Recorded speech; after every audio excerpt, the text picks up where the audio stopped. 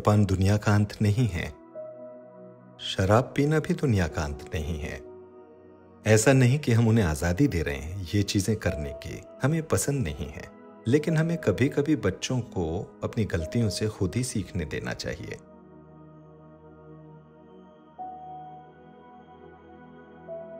मुझे एक न्यूज़लेटर मिलता था, प्रिंटेड कॉपी, बच्चों की परवरिश कैसे करें पहले 80 के दशक में, जब मेरे बेटे पैदा हुए एक के बाद दूसरा। पहला सुझाव था, कभी सीधे मत कहो ये करो। ये एक सुंदर सुझाव है, अच्छी सलाह। सहज मार्ग में भी बाबूजी महाराज कहते हैं, सीधे किसी अभ्यासी से मत कहो ये करो। वो कहेंगे, अरे भाई संजय भाई, ऐसा होता तो अच्छा होता। दूसरा व्यक्ति जो ये सुन रहा है, जिसे ये सलाह दी जा रही है, समझ जाएगा। बच्चे को जबरदस्ती मत कहो, तुम्हें सो जाना चाहिए अब। नहीं, एक नियम बनाएं। अब 9 बज गए हैं, जब घड़ी की सुई यहां आ जाए तो सो जाओ, क्योंकि घड़ी ऐसा कहती है। बच्चा ये सब समझता है, बाद में वो बहस करते हैं, ये अलग बात है, पर ये ट्रेनिंग की बात है। आप उन्हें कम उम्र से ही विद्रोह करने की कला नहीं सिखा रहे, उन्हें घड़ी को दोष देने दें।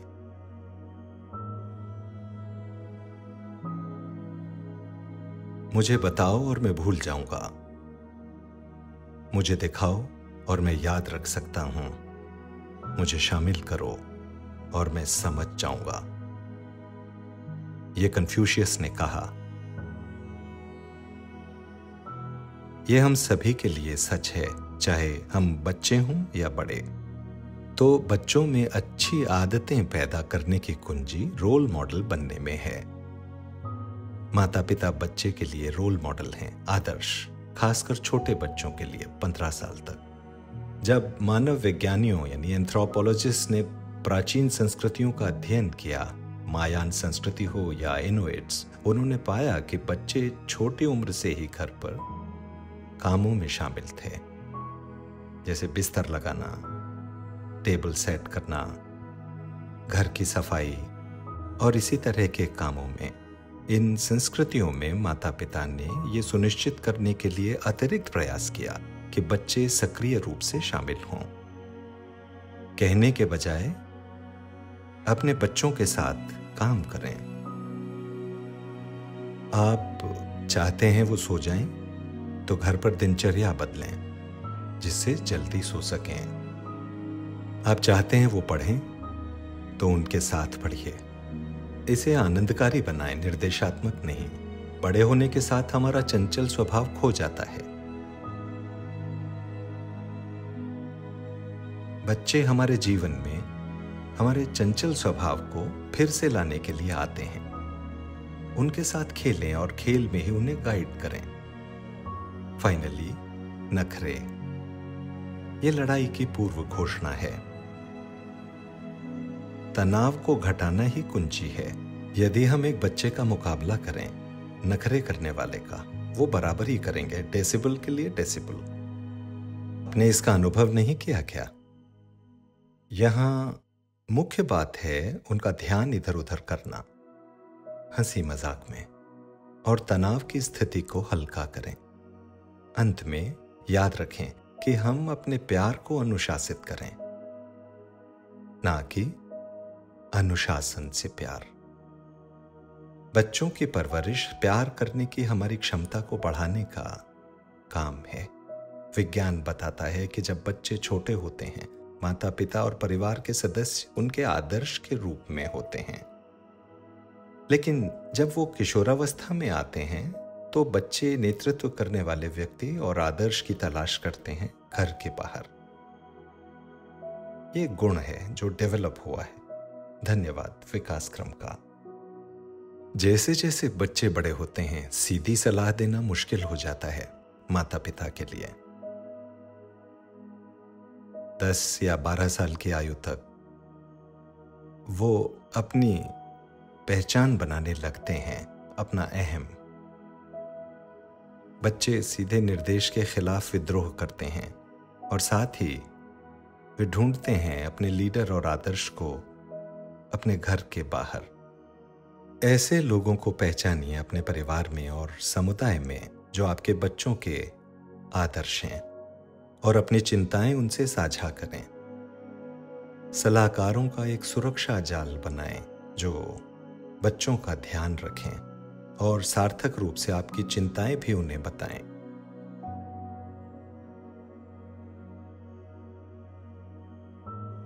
आप उस उम्र में उन्हें संभाल नहीं सकते। यदि आप बहुत कड़क हैं तो वो टूट जाएंगे, यदि आप बहुत ढीले हैं तो वे और बिगड़ जाएंगे। जैसा मैंने कहा, सबसे महत्वपूर्ण बात है कि हम कैसे उन्हें भविष्य के लिए तैयार करें पहले दिन से ही। मैं उनमें बदलाव देखने की उम्मीद नहीं कर सकता जब वो 12 साल के हो गए हैं या 13 के, पर ये कुछ हद तक इसमें कोई ऐतराज नहीं, पर नियम होने चाहिए। तुम बाहर जाओ पर इस समय वापस आ जाना चाहिए। क्या इसका मतलब है कि वे उन एक्टिविटीज को टाल देंगे या पहले कर लेंगे जो उन्हें करनी है, जो इतनी सही नहीं है? हम नहीं जानते, उन पर भरोसा ही करना होगा। विश्वास रखें कि हाँ, वो कुछ भी गलत नहीं करेंगे, लेकिन लगातार नुक्ताचीनी करते रहना, उन्हें चेतावनी देते रहना, मुझे लगता है इससे भी उन्हें निराशा होती है। माता पिता द्वारा बहुत अधिक चौकसी रिश्ते को नष्ट कर देती है। हमें चौकस रहना चाहिए, पर दिखाओ मत, हल्के से करो। उनके साथ कहानियां साझा करें, अच्छी कहानियां, प्रेरक कहानियां। प्रॉब्लम यह है कि हमने उन्हें कहानियां सुनाना बंद कर दिया है सोते समय। जब वो 13, 14, 15 या 18 के हों, तब भी 30 के भी अच्छी कहानी शेयर करें उनके साथ, अच्छा जोक शेयर करें। इससे वो सोचने लगेंगे। हर उम्र में माता पिता को चेंज होना चाहिए। जब वो किशोर हों, आप बॉसी नहीं हो सकते। अब उनमें आंतरिक जागृति होने लगती है। धीरे धीरे अब वो शिफ्ट हो रहे हैं मानसिक और भावनात्मक रूप से। माता पिता पर निर्भरता की जगह खुद पर निर्भरता। वो ढूंढ रहे हैं, चीजों को खोज रहे हैं। इसमें कुछ भी गलत नहीं, लेकिन हमारा काम है उन्हें सही दिशा में गाइड करें। उन्हें लेक्चर मत दो। वो कहते हैं मैं इसे ट्राई करना चाहता हूं, ठीक है करो, देखते हैं क्या होता है। इतने नेगेटिव मत बनो। कभी मत पूछो तुमने क्या किया, कहां थे इतने बिजी। आप बच्चे को रक्षात्मक बना रहे हैं। आप उसे सिखा रहे हैं झूठ बोलना।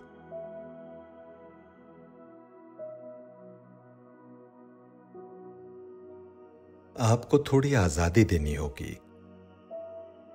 धूम्रपान दुनिया का अंत नहीं है। शराब पीना भी दुनिया का अंत नहीं है। ऐसा नहीं कि हम उन्हें आजादी दे रहे हैं ये चीजें करने की, हमें पसंद नहीं है, लेकिन हमें कभी कभी बच्चों को अपनी गलतियों से खुद ही सीखने देना चाहिए। जब आप देखें कि वो धूम्रपान कर रहा है या कर रही है, कुछ मजेदार कहानियां, मूवीज ढूंढिए जो इन बुरी आदतों का नेगेटिव इफेक्ट दिखाएं। ऐसी मूवीज शेयर करें। ऐसी बातों की ढेर सारी जानकारी उपलब्ध है।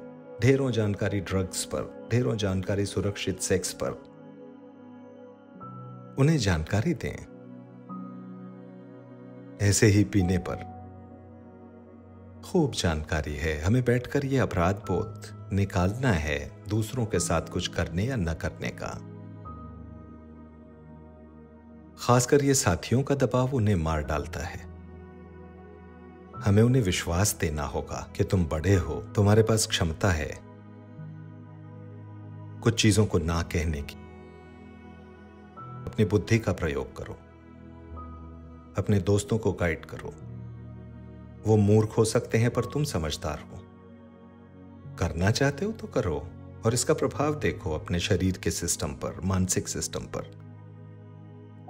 यदि करते रहना चाहते हो करो, उन्हें आज़ादी दो। मैं पैसे दूंगा, मैं तुम्हें सिगरेट के बॉक्स का कार्टन खरीद दूंगा, लेकिन खुद देखो ये तुम्हारी पढ़ाई में कैसे हेल्प करता है, तुम्हारे स्वास्थ्य में, हेल्थ में। उन्हें दिखाएं नेगेटिव चीजें जो इन सब से हो सकती हैं।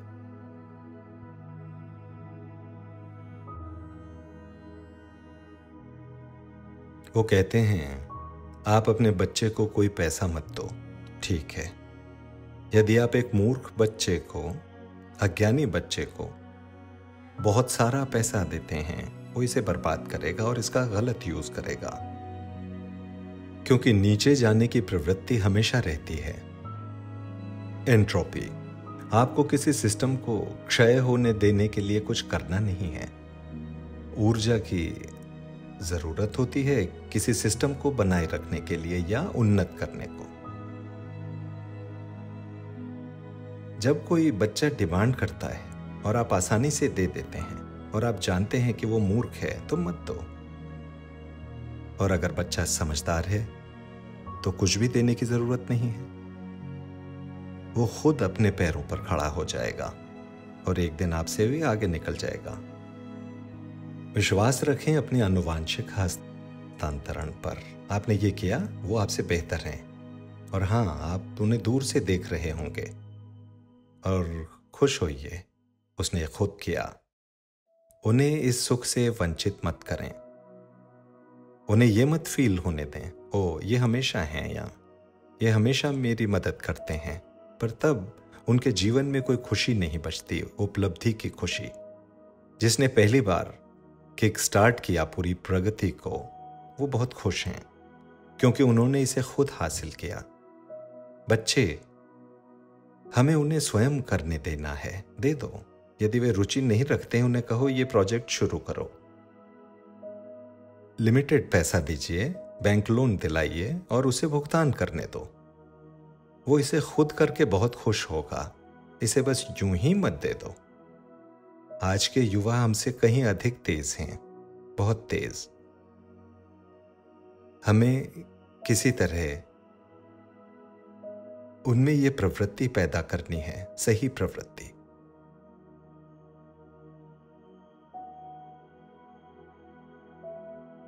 जिस दिन आप पूछते हैं, जब आपका बेटा और उसकी पत्नी बाहर जाते हैं, इतनी देर से क्यों आए, या वे महसूस कर सकते हैं ओके हमें रात का खाना खाने बाहर जाना है, उन्हें वो स्वतंत्रता दें। उन पर इस तरह दबाव न डालें कि आप बाद में कुछ भी न कह पाएं। एक बार वो गए तो आपने हमेशा के लिए उन्हें खो दिया। हालांकि हम कहते हैं ओह ये अच्छा है वो अलग रहते हैं, लेकिन फिर भी पीड़ा हमेशा रहेगी। तो दोषी कौन है? वो नहीं, ये हम हैं, माता पिता। यदि आप पर्याप्त स्वतंत्रता दें संतुलित तरीके से, तो वो रहना चाहेंगे।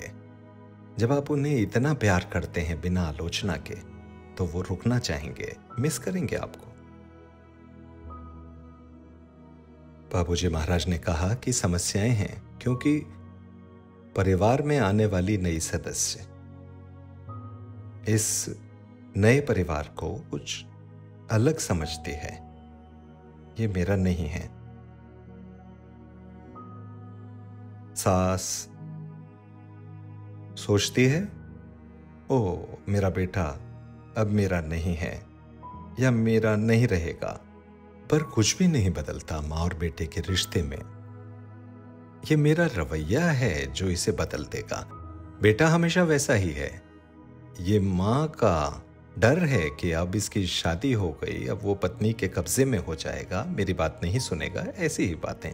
लेकिन ऐसे नहीं डरना चाहिए। एक बार जब आप बहू को अपना स्वीकार कर लेते हैं, समस्या हल हो जाती है। अपनी ओर से आप बहुत क्लियर हैं, उसकी तरफ से समस्या है तो ये उसकी समस्या है,